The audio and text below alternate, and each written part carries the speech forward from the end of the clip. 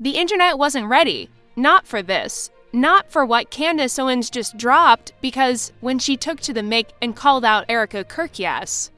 Charlie Kirk's widow and exposed what she claims are receipts tying Erika to TPUSA's own chief of staff, Michael McCoy. The whole story cracked wide open. Forget everything you thought you knew about grief, loyalty, or the perfect conservative couple. Candace said no.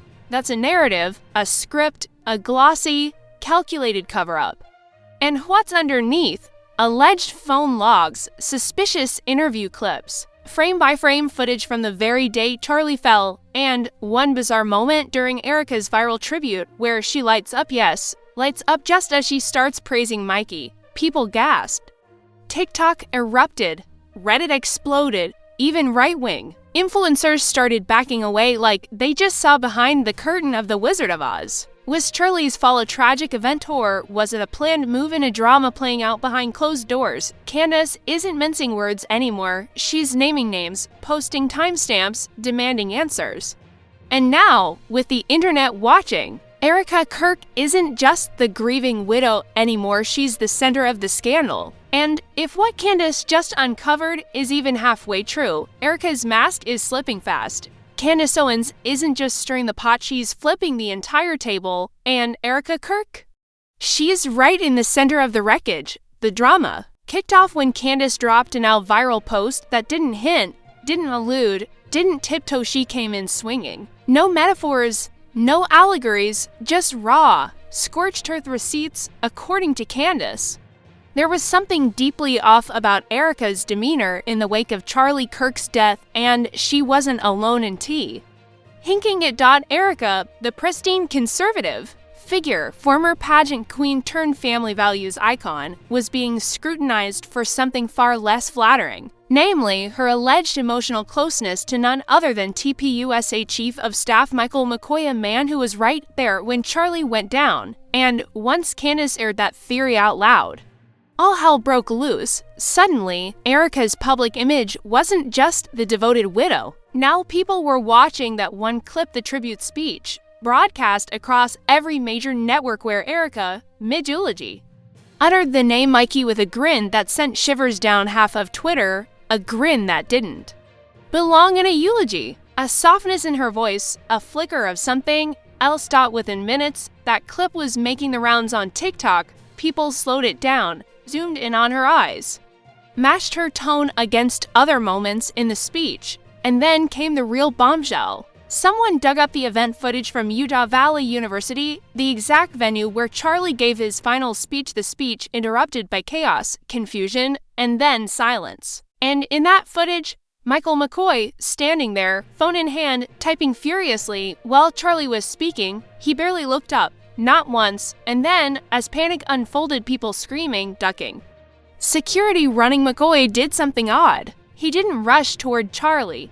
He didn't check on the chaos. He turned and ran straight toward the back exit, phone still in hand. Now, that might seem like a small detail until Candace pointed something out that shattered the timeline wide open. According to Erika's own interview with the New York Times, the first call she received was from Michael McCoy. He was screaming. She was in Phoenix. The call came in at 11:23 a.m.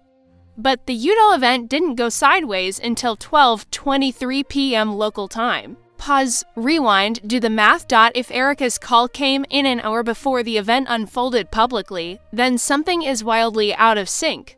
Either Erika's timeline is off or McCoy called her before anything went down, and that's not just a discrepancy. That's a whole new conspiracy thread, and the internet grabbed it like blood in the water. Reddit forums went wild. TikTok sleuths began connecting screenshots and timestamped news clips. One Twitter user even pinned a now viral post that reads, "She didn't react like a widow. She reacted like someone waiting for a call." And then the questions exploded. Why didn't McCoy run toward the man he was hired to support? Why did he flee and immediately place a call to Erika? Why did she say that was the moment she knew something was wrong?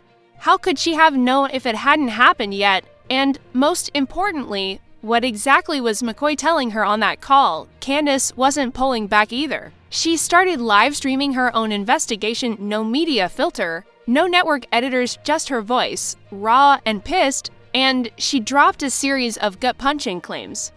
According to sources close to the situation, as she described them, there had been murmurs for months about financial tension inside TPUSA. Tensions that Charlie himself was trying to expose, tensions that had reportedly made some people very uncomfortable, including McCoy, allegedly.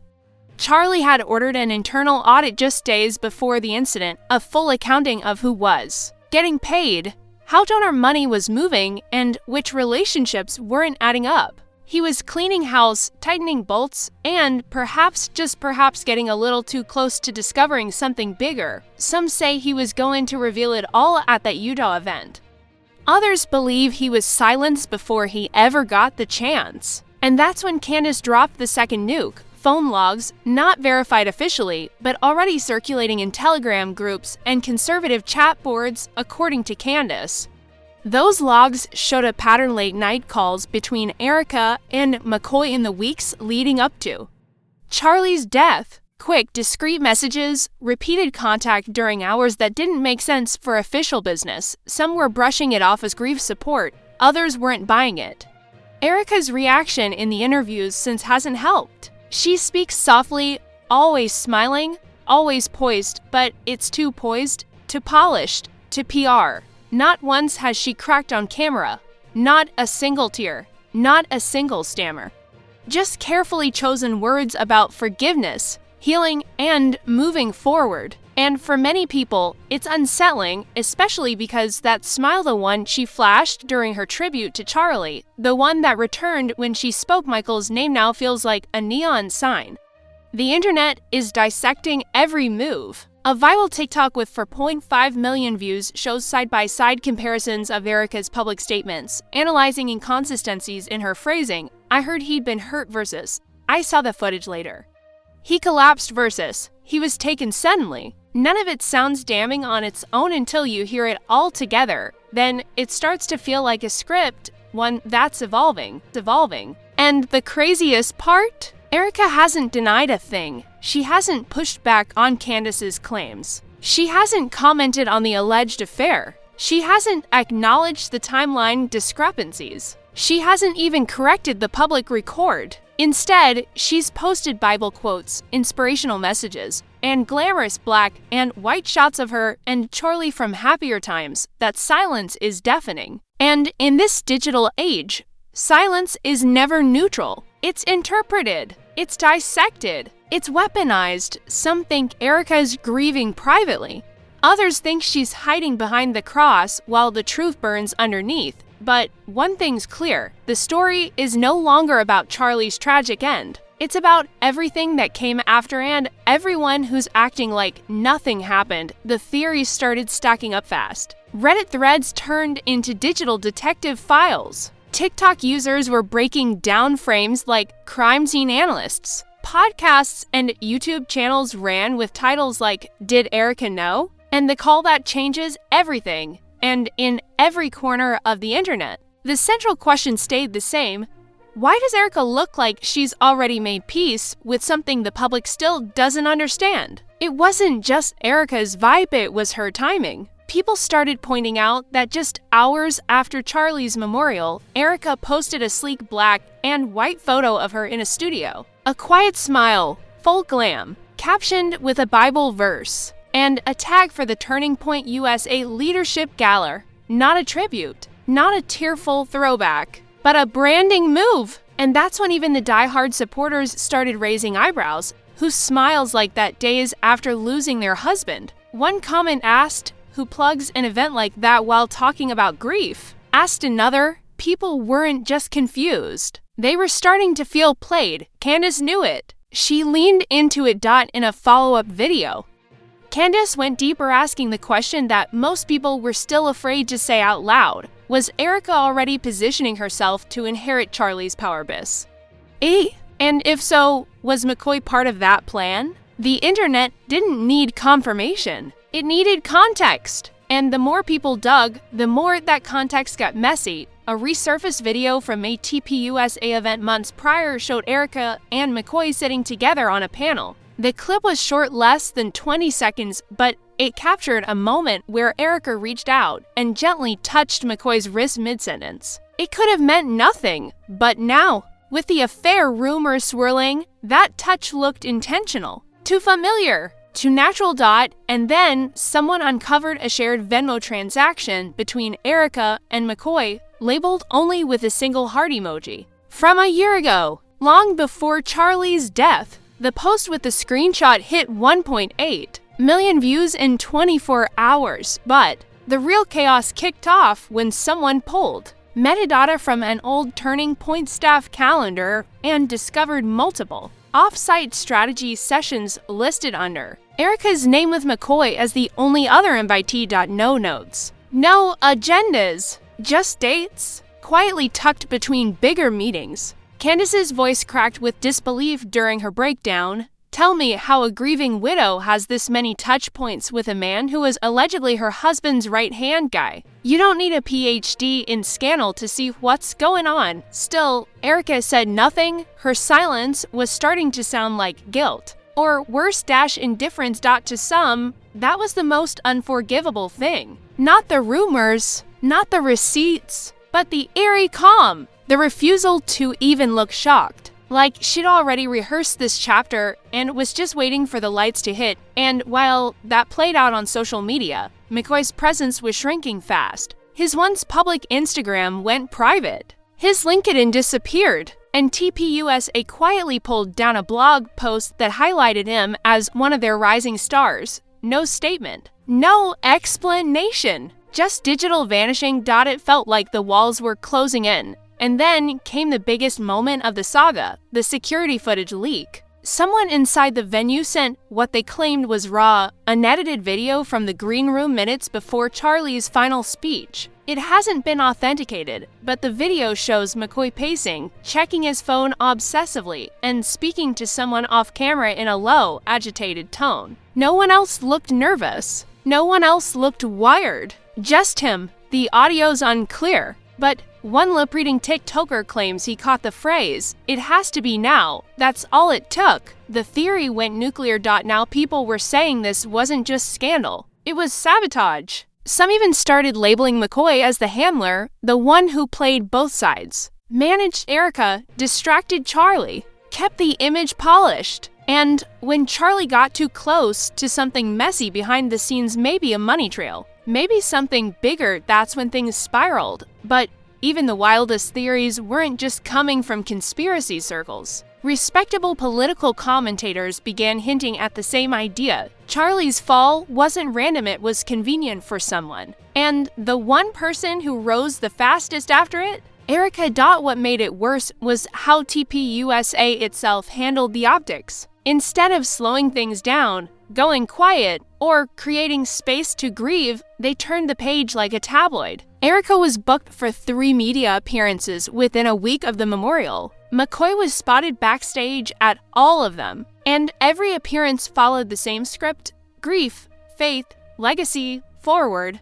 But that's not how people process tragedy. That's how people craft image. And that distinction made all the difference. It wasn't just Candace blowing the whistle anymore. Twitter Spaces exploded. YouTubers dropped hour-long breakdowns. Erika's name started trending every time she posted anything, even a photo of her kids. Triggered think pieces on emotional branding and widow optics. People couldn't let it go, because every detail, every move, every pause in Erika's voice seemed just a little too on cue. And then it got even weirder. A podcast clip from an old friend of Charlie surfaced where he claimed Charlie had confided in him weeks before the tragedy, saying, "I don't know who I can trust anymore, not even the people closest to me." The quote hit the internet like a thunderclap.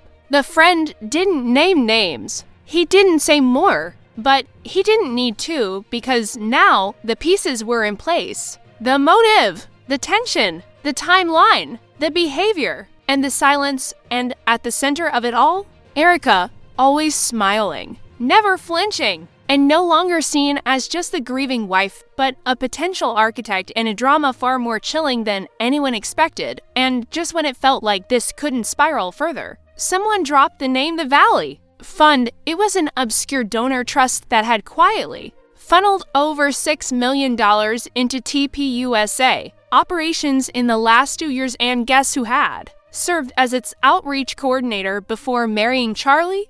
Erika. Suddenly, internet detectives were digging through tax filings, donor reports, and corporate records like they were preparing for a Netflix docuseries. They found connections between the Valley Fund, Erika's father's political consulting firm, and a series of media buys that supported fringe candidates in swing states. Nothing illegal, but it didn't sit right with people, because the money wasn't just moving, it was moving quietly. And in politics, quiet money usually means leverage. Then someone leaked internal TPUSA expense reports, showing that McCoy had approved several high-dollar contracts for security services in the weeks after Charlie's death, some of them labeled retroactively. Why were those expenses filed late? Why was there a 72-hour gap between the incident and the financial paperwork getting submitted? No one at TPUSA offered clarity. They just issued a vague statement about respecting the privacy of our internal operations, but it was already too late.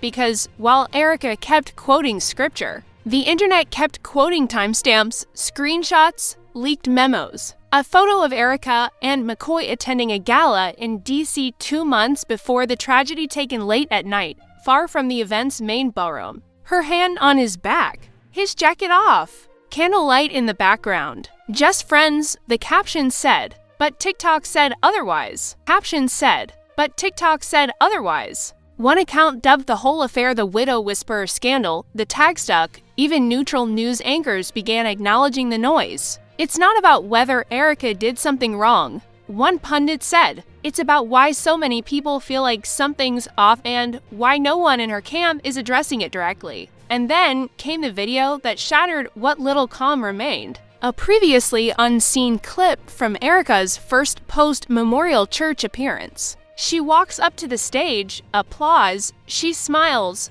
looks into the camera, and says, it's not about what we lost, it's about what God's going to do through it. That line broke people. The comment section exploded. Not what we lost. Girl, you lost your husband.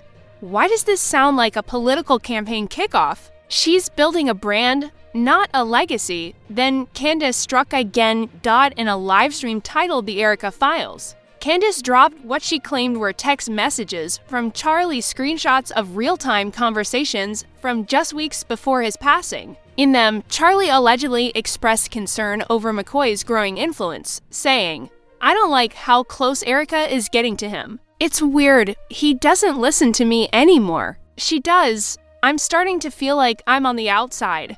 That last message hit like a gut punch. Because if it was real, then Charlie knew. He felt something slipping. And if he suspected internal betrayal, it painted the whole picture differently. The internet froze. Reddit went into full red string on the wall mode. YouTube commentaries hit 5-hour runtimes. A Discord server formed just to track the scandal. They called themselves the Candle Watch, a dig at Erika's now infamous candlelit prayer post from the night of the memorial. People said it looked less like grief, more like cinematic grief, as if she knew how to look sad, but not how to be sad. But perhaps the most disturbing detail emerged not from a leak, but from an old interview. Erika once said, long before any of this, that if Charlie ever passed, she'd carry the torch without blinking. This movement is bigger than any one man. Even if that man is my husband, most people clapped when she said it. Back then, it sounded loyal. But now it sounded cold. Like she'd rehearsed the future in advance. Even her fashion became a topic of controversy. After staying off social media for a few days, Erika returned with a black and gold look at a private donor dinner. Hair curled, smile wide, captioned, grateful, grounded, guided. The internet wasn't having it. You're not grieving. You're grabbing the spotlight. She's not sad, she's strategic. This is giving PR crisis tour, not mourning wife. And McCoy, silent, gone. not a word since the allegations broke. TPUSA released a single-sentence press release. "We are aware of the rumors and have no comment at this time." That line became a meme. TikTokers used it under Erika's videos. Even conservative influencers started distancing themselves, worried the scandal might stain their brand, but Erika didn't stop. She kept speaking at events, filming devotionals, launching a new charity in Charlie's honor, and smiling into the camera as if nothing online even existed. And maybe that was the most haunting part: the refusal to react. Because silence, in the world of internet sleuths, is never innocent. It's strategy. And every time Erika smiled without saying a word, it only confirmed the suspicion. She knows something, and she's not telling us. By now, even Erika's defenders are struggling. One close family friend tried to clear the air in a live stream, only to burst into tears halfway through and abruptly end the video. Another former TPUSA staffer tried to praise Erika's strength, but accidentally let slip that she's been planning this next phase for months. The comments section latched onto that like piranhas. She was planning a next phase before Charlie even passed. Theories hit a boiling point. Some said this was all a cover-up for financial fraud. Others claimed Charlie discovered something dark and paid the price. A few went as far as saying McCoy had political connections that stretch way beyond Turning Point. No one could prove anything, but no one could stop looking either, because at this point, Erika Kirk wasn't just a widow. She was a mystery, a symbol of silence in the age of surveillance. The woman who cried without tears, mourned without pausing, and never once asked the questions people assumed she'd scream from the rooftops. Candace ended her latest video with a line that gave everyone chills: "You can't fake confusion, and you can't fake concern, but you can rehearse calm." And Erika Kirk has been calm since day one. That quote went viral. Because maybe the truth is simple, or maybe it's just well-dressed, and now we're left with the question that nobody in Erika's camp seems willing to answer. What is she hiding? Because let's be honest, grief doesn't look like this. Not the curated posts, not the absence of raw emotion, not the perfectly timed devotionals and public appearances, not the eerie calm, not when your husband dies under mysterious circumstances and your inner circle is vanishing into the shadows one by one. So now we ask you, is this silence a survival tactic or a strategy? Did Erika Kirk move on with strength, or was she already prepared to move forward without Charlie long before the cameras even rolled? And why is TPUSA so quiet, so buttoned up, so unwilling to confront the growing wave of receipts stacking higher every day? Because here's the thing, we've seen this before. The smiles that don't match the moment. The timelines that don't quite add up. The body language that says more than the words ever could. And the internet never forgets. Not anymore. What do you think? Was this just tragic coincidence? Or was it cold calculation? Is Candace Owens the only one brave enough to ask the hard questions, or has she gone too far? Drop your thoughts in the comments, because we're not done with this story. Not even close. Hit that like button if you're watching this with your jaw on the floor. Subscribe so you don't miss the next explosive twist. And share this video with someone who still thinks Erika Kirk is just the grieving widow. Because this isn't a eulogy anymore, this is an investigation. We'll be watching, we'll be asking, and we'll see you in the next one.